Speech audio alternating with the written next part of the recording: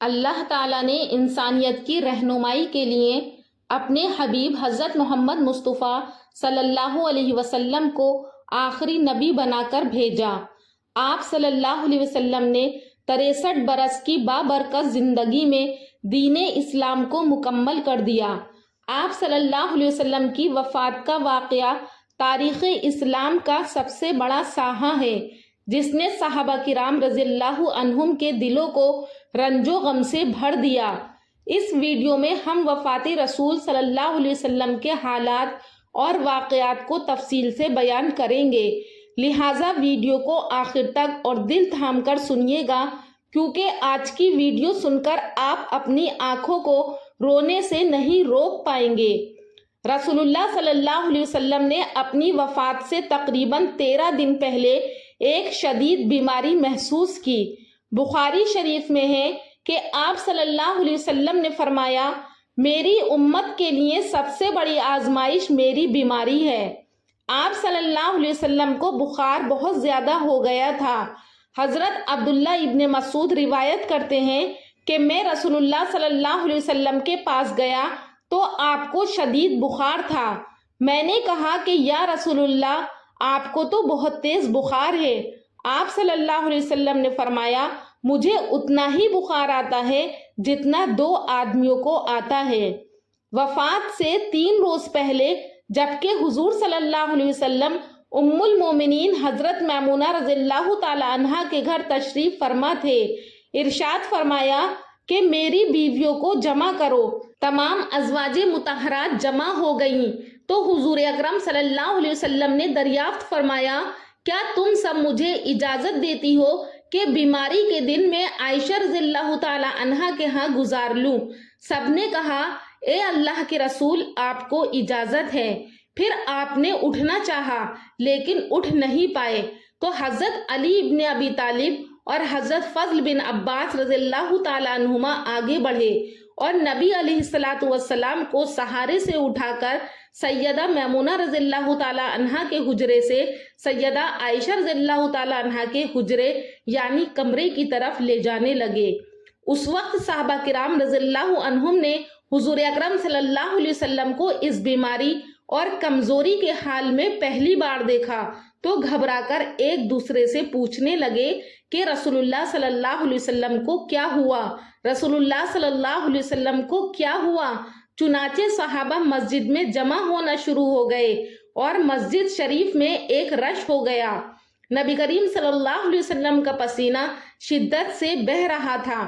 حضرت عائشہ رضی اللہ تعالی عنہا فرماتی ہیں کہ میں نے اپنی زندگی میں کسی کا اتنا پسینہ بہتے نہیں دیکھا، اور فرماتی ہیں میں رسول اللہ صلی اللہ علیہ وسلم کے دست مبارک کو پکڑتی اور اسی کو چہرہ اقدس پر پھیرتی، کیونکہ نبی علیہ الصلوۃ والسلام کا ہاتھ میرے ہاتھ سے کہیں زیادہ محترم اور پاکیزہ تھا۔ مزید فرماتی ہیں کہ حبیب خدا علیہ الصلوۃ والسلام سے بس یہی ورد سنائی دے رہا تھا کہ لا الہ الا اللہ، بے شک موت کی بھی اپنی سختیاں ہیں۔ اسی اثنا میں مسجد کے اندر حضور صلی اللہ علیہ وسلم کے بارے میں خوف کی وجہ سے لوگوں کا شور بڑھنے لگا۔ نبی کریم صلی اللہ علیہ وسلم نے دریافت فرمایا، یہ کیسی آوازیں ہیں؟ تو عرض کیا گیا کہ اللہ کے رسول، یہ لوگ آپ کی حالت سے خوف زدہ ہیں۔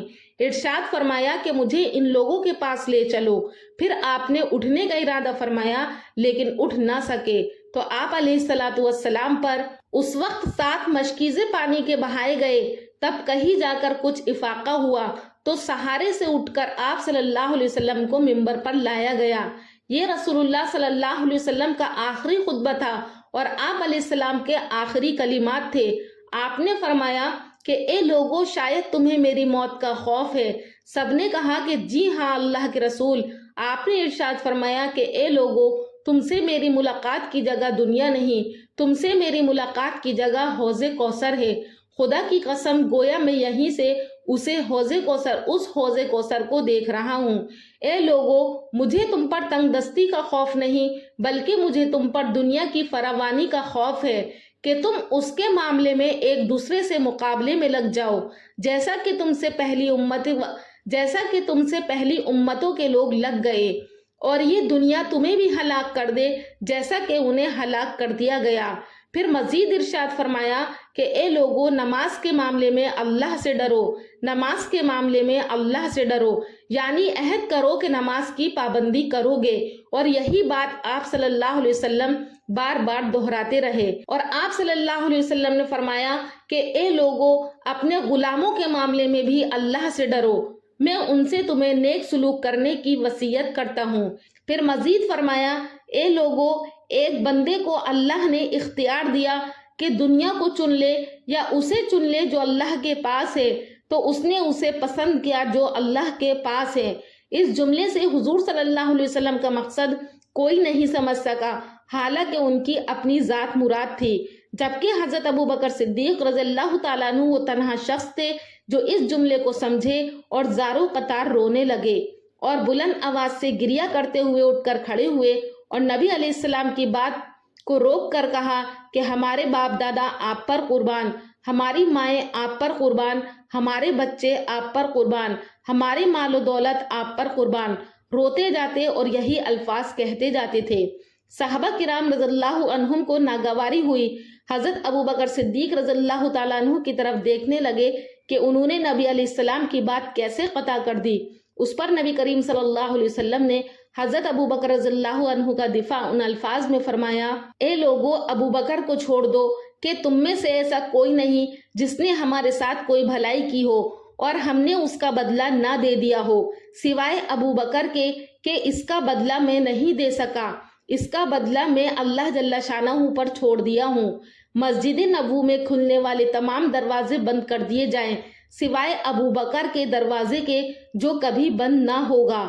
آخر میں اپنی وفات سے پہلے مسلمانوں کے لیے آخری دعا کے طور پر آپ صلی اللہ علیہ وسلم نے ارشاد فرمایا کہ اللہ تمہیں ٹھکانہ دے، تمہاری حفاظت کرے، تمہاری مدد کرے، تمہاری تائید کرے۔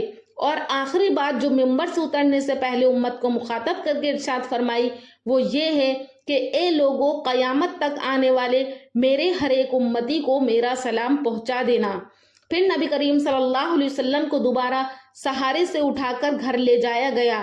جب آپ صلی اللہ علیہ وسلم حضرت عائشہ کی حجرے میں پہنچ گئے تو وہاں پر حضرت عائشہ کے بھائی حضرت عبد الرحمن بن ابی بکر رضی اللہ عنہ خدمت اقدس میں حاضر ہوئے اور ان کے ہاتھ میں مسواک تھی۔ نبی کریم صلی اللہ علیہ وسلم مسواک کو دیکھنے لگے لیکن شدت مرض کی وجہ سے طلب نہ کر پائے، چنانچہ سیدہ عائشہ رضی اللہ تعالیٰ عنہ حضور اکرم صلی اللہ علیہ وسلم کے دیکھنے سے سمجھ گئیں اور انہوں نے حضرت عبد الرحمن رضی اللہ عنہ سے مسواک لے کر نبی کریم صلی اللہ علیہ وسلم کے دہن مبارک میں رکھ دی، لیکن حضور صلی اللہ علیہ وسلم اسے استعمال نہ کر پائے۔ تو سیدہ عائشہ رضی اللہ تعالیٰ عنہ نے حضور اکرم صلی اللہ علیہ وسلم سے مسواک لے کر اپنے منہ سے نرم کی اور پھر حضور نبی کریم صلی اللہ علیہ وسلم کو لوٹا دی تاکہ دہن مبارک اس سے تر رہے۔ فرماتی ہیں کہ آخری چیز جو نبی کریم صلی اللہ علیہ وسلم کے پیٹ میں گئی وہ میرا لعاب تھا، اور یہ اللہ تبارک و تعالیٰ کا مجھ پر فضل ہی تھا کہ اس نے وصال سے پہلے میرا اور نبی کریم صلی اللہ علیہ وسلم کا لعاب دہن یکجا کر دیا۔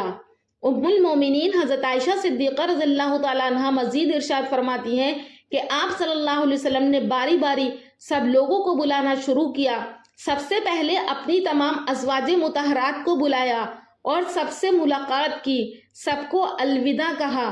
پھر آپ صلی اللہ علیہ وسلم نے اپنی بیٹی حضرت فاطمہ رضی اللہ تعالی عنہا کو بلوایا تو آپ صلی اللہ علیہ وسلم کی بیٹی حضرت فاطمہ تشریف لائیں اور آتے ہی رو پڑی کہ نبی کریم صلی اللہ علیہ وسلم اٹھ نہ سکے، کیونکہ نبی کریم صلی اللہ علیہ وسلم کا معمول تھا کہ جب بھی فاطمہ رضی اللہ تعالیٰ عنہ تشریف لاتی حضور اکرم صلی اللہ علیہ وسلم ان کے ماتھے پر بوسہ دیتے تھے۔ حضور صلی اللہ علیہ وسلم نے فرمایا کہ اے فاطمہ قریب آ جاؤ۔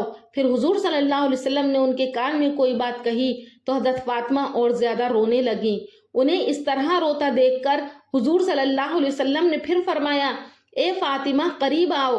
دوبارہ ان کے کان میں کوئی بات ارشاد فرمائی تو وہ خوش ہو کر مسکرا دی۔ حضرت عائشہ رضی اللہ تعالیٰ عنہ فرماتی ہیں کہ حضور اکرم صلی اللہ علیہ وسلم کے وصال کے بعد میں نے سیدہ فاطمہ رضی اللہ تعالیٰ عنہ سے پوچھا تھا کہ وہ کیا بات تھی جس پر روئیں اور پھر خوشی کا اظہار کیا تھا۔ سیدہ فاطمہ رضی اللہ تعالیٰ عنہ کہنے لگیں کہ پہلی بار جب میں قریب ہوئی تو فرمایا کہ فاطمہ، میں آج رات اس دنیا سے کوچ کرنے والا ہوں، جس پر میں رو دی۔ جب انہوں نے مجھے بے تحاشا روتے دیکھا تو فرمانے لگی کہ فاطمہ، میرے اہل خانہ میں سب سے پہلے تم مجھ سے ملوگی، جس پر میں خوش ہو گئی۔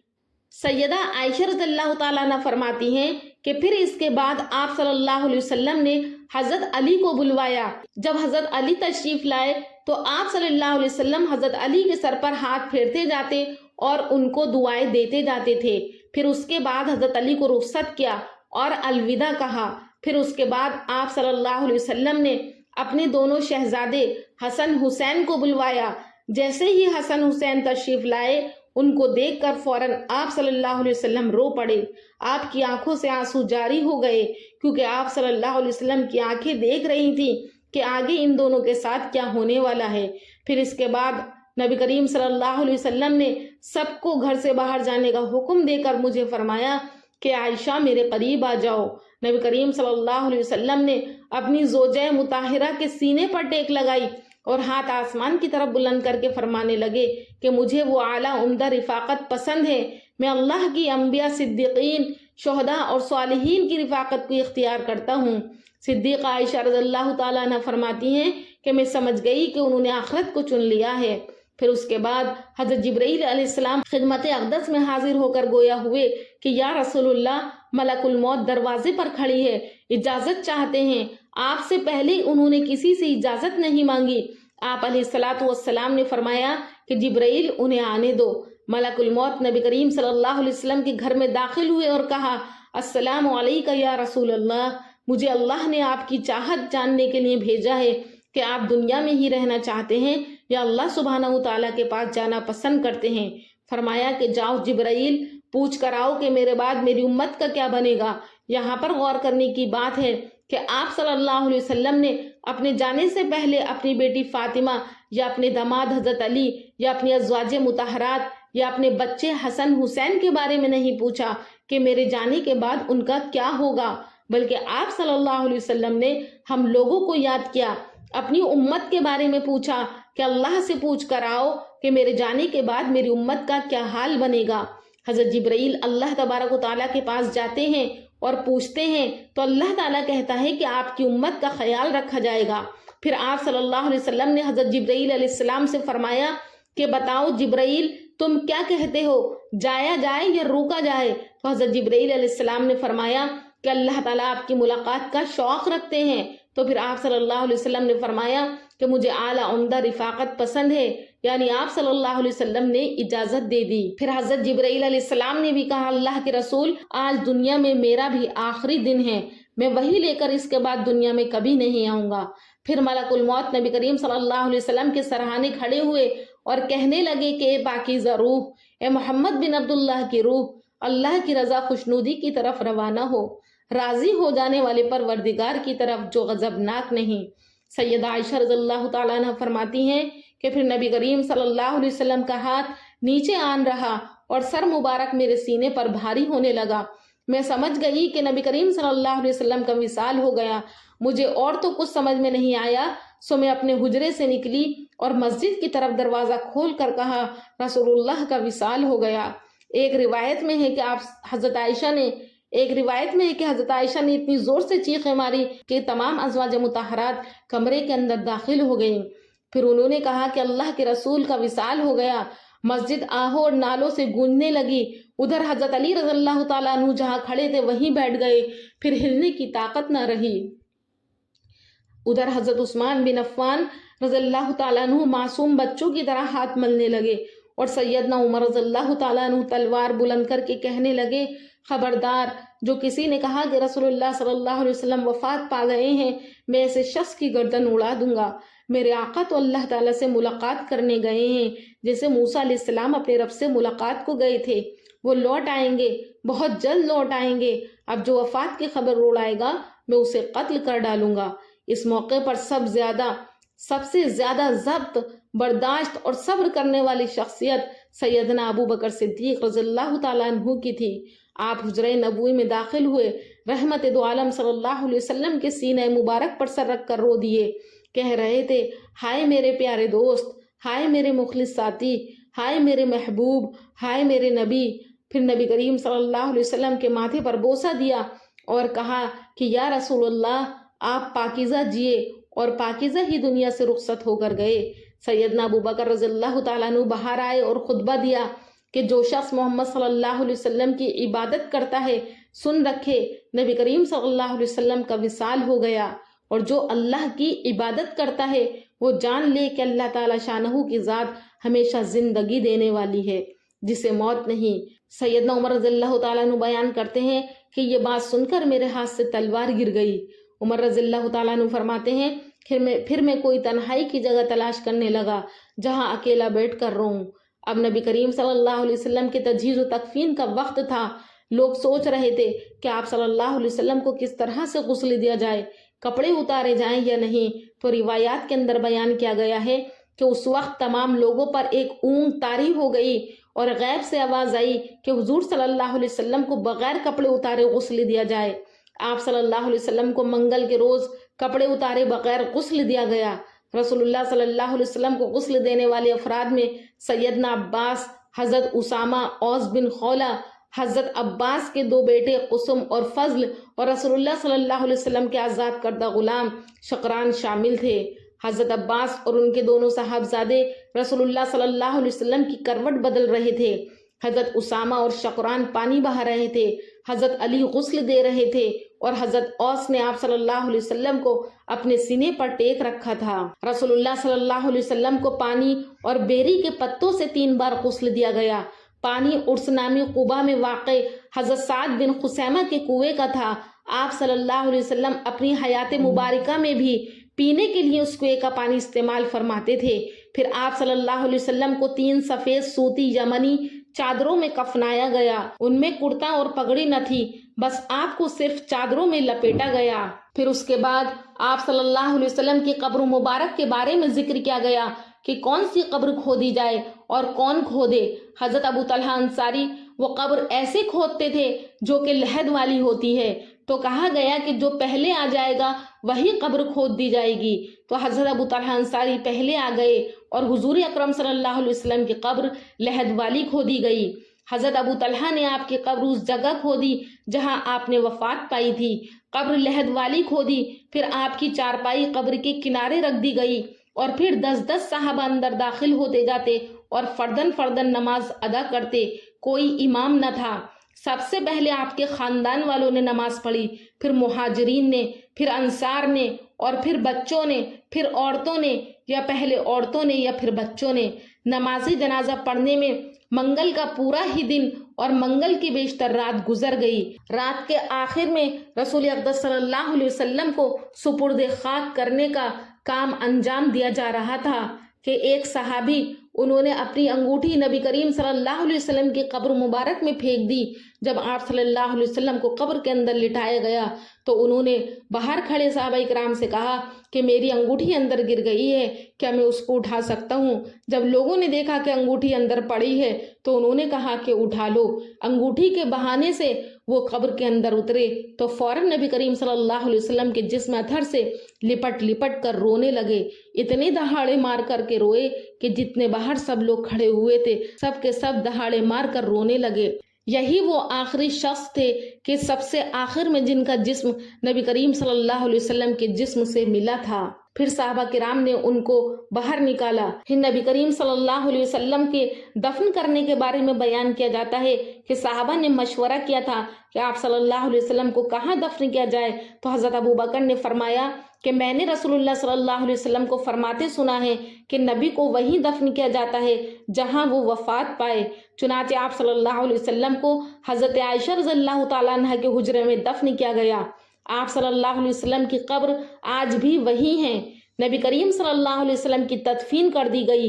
تدفین کے بعد جب صحابہ کرام گھر کو واپس ہوئے تو راستے میں حضرت انس رضی اللہ تعالیٰ عنہ سے مخاطب ہو کر حضرت سیدہ فاطمہ رضی اللہ تعالیٰ عنہ فرماتی ہیں کہ تم نے کیسے گوارا کر لیا کہ نبی علیہ السلام کے چہرے انور پر مٹی ڈال آئے؟ پھر کہنے لگی، ہائے میرے پیارے ابا، ہائے میرے پیارے بابا جان، اپنے رب کے بلاوے پر چل دیے۔ ہائے میرے پیارے بابا جان، جنت الفردوس میں اپنے ٹھکانے کو پہنچ گئے۔ الغرض نبی کریم صلی اللہ علیہ وسلم کی وفات مطابق مئی یا جون 632 عیسوی میں حضرت محمد صلی اللہ علیہ وسلم جو ہے انتقال کر گئے تھے۔ انتقال کے وقت آپ صلی اللہ علیہ وسلم کی عمر 63 برس تھی۔ رسول اللہ صلی اللہ علیہ وسلم کی وفات کا واقعہ ہمیں یہ سکھاتا ہے کہ دنیا میں ہمیشہ رہنے والا کوئی نہیں ہے، حتیٰ کہ اللہ کے نبی بھی دنیا سے رخصت ہو گئے۔ امت کے لیے سب سے بڑی وصیت نماز، قرآن اور سنت کی پیروی ہے۔ صبر اور استقامت کے ساتھ دین پر قائم رہنا ہی کامیابی ہے۔ دوستو، یہ تھا نبی کریم صلی اللہ علیہ وسلم کی وفات کا واقعہ کہ کس طرح سے نبی کریم صلی اللہ علیہ وسلم دنیا سے رخصت ہوئے۔ ہمیں آپ کی زندگی سے سبق حاصل کرنا چاہیے۔ امید کرتی ہوں کہ آپ کو ہمارا یہ ویڈیو پسند آیا ہوگا۔ اللہ پاک سے دعا ہے کہ اللہ پاک ہمیں اپنے آقا مدنی نبی آخر الزماں محمد مصطفیٰ صلی اللہ علیہ وسلم کی ہر سنت پر عمل کرنے والا بنائے اور ان کی زندگی کی طرح زندگی گزارنے والا بنائے۔ اگر آپ کو ہمارا ویڈیو پسند آیا ہے تو ہمارے چینل نوری اسلامک ٹیوبر کو ضرور سبسکرائب کریں، کامنٹ سیکشن میں اپنی رائے کا اظہار کریں۔ انشاءاللہ پھر ملاقات کروں گی ایک اور اچھے ٹاپک کے ساتھ اگلی ویڈیو میں۔ تب تک کے لیے اللہ حافظ۔